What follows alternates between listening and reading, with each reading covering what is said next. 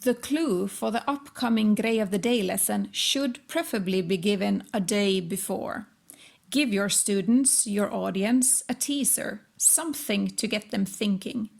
The clue could simply be a fact like the largest animal ever, or a piece of a picture, or why not a sound?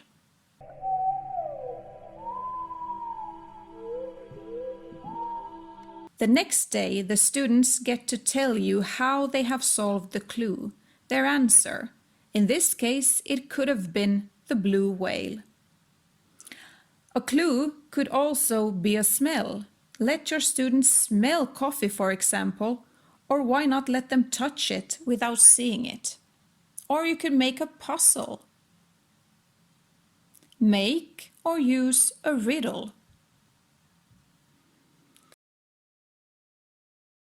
Tell your students not to tell each other if they've solved the clue. Everyone should be given the opportunity to think and come up with an answer for themselves. It's really interesting when the students come back with many different possible answers, and we can see how differently our brains work. Many students discuss the clues at home. You can send the clues with them home or post it online so that the parents can check what the clue was. They Google and try together to solve the clue. The parents eagerly then wait for their children to come home from school and retell the Grej of the day. Did we have the right answer?